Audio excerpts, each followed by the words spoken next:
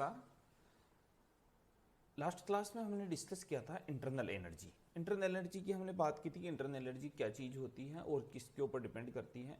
तो अब हम इस चैप्टर में बात कर रहे हैं, इस लेक्चर में बात कर रहे हैं internal energy changes in A isolated system. Isolated system कौन सा होता है? जिसमें ऊर्जा न तो जा सकती है, ऊर्जा और पदार्थ दोनों का विनिमय अगर नहीं होता है तो उस सिस्टम को बोलते हैं कि वो आइसोलेटेड सिस्टम है।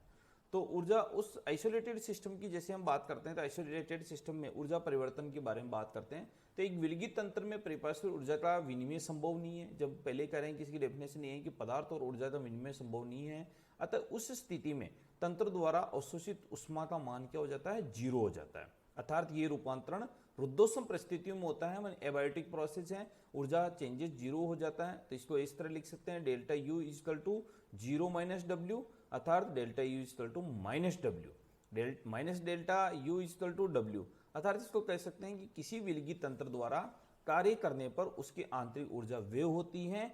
ये डेल्टा यू ऋणात्मक मान से स्पष्ट होता है, डेल्टा यू के ऋणात्मक मान से स्पष्ट होता है कि उसमें जो किया गया कार्य है उसमें जो ऊर्जा का जो व्यय होता है वो कैसा होता है? आंतरिक ऊर्जा में से व्यय किया जाएगा।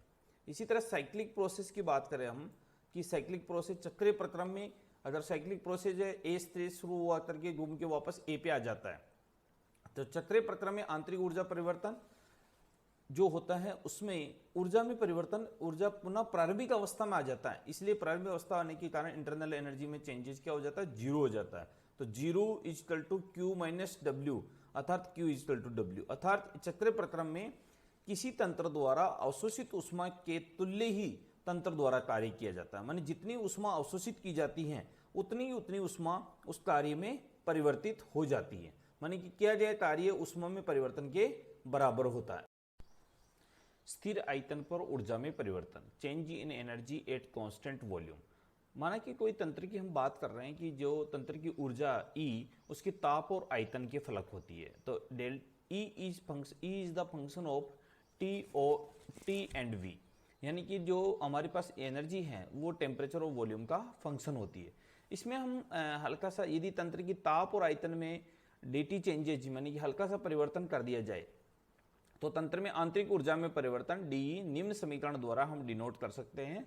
तो D equal to DE upon D T at constant volume with respect to D T plus D E upon D we at constant temperature with respect to D V. अर्थात D E upon D T with constant volume स्थिर आयतन पर ताप के साथ ऊर्जा में परिवर्तन की दर को रिप्रेजेंट करता है, तथा d e upon D we at constant temperature स्थिर ताप पर आयतन के साथ ऊर्जा में परिवर्तन की दर को डिनोट करता है।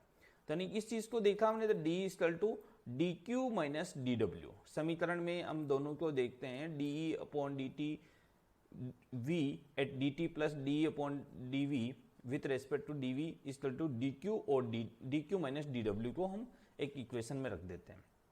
क्योंकि किया गया कार्य गैस के आयतन परिवर्तन करता है, अर्थात D W equal to P D V, D W equal to P D V. अतः D Q minus P D we equal to D E upon D T with D V upon D T at constant volume with respect to D T plus D E upon D we at constant temperature with respect to D. यदि तंत्र का आयतन स्थिर है तो D we equal to क्या हो जाता है? जीरो हो जाता है।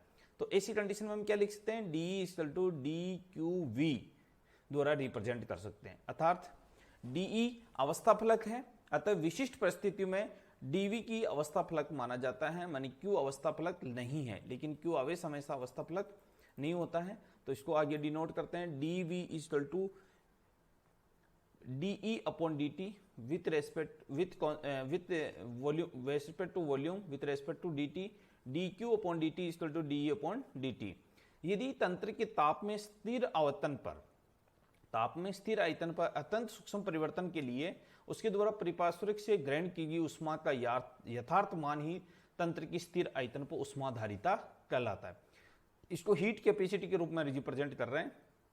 तो यहां पर जो Cv की वैल्यू निकल के आती है, Cv equal to DE upon D T with respect to V, sorry at constant volume. तो D equal to Cv dt के द्वारा रिप्रेजेंट करते हैं। किसी तंत्र के ताप में स्थिर आयतन पर निश्चित परिवर्तन T1 से T2 के लिए अगर हम कर रहे हैं तो परिपास इसको रिप्रेजेंट इस तरह करते हैं, delta E equal to T1 से T2 CV dt। अगर इसको थर्मोडायनामिक फर्स्ट लॉ की बात करें तो D इक्वल टू QV, अर्थात स्थिर आयतन पर किसी तंत्र द्वारा उस अवशोषित ऊष्मा की यांत्रिक ऊर्जा में वृद्धि के बराबर होती है।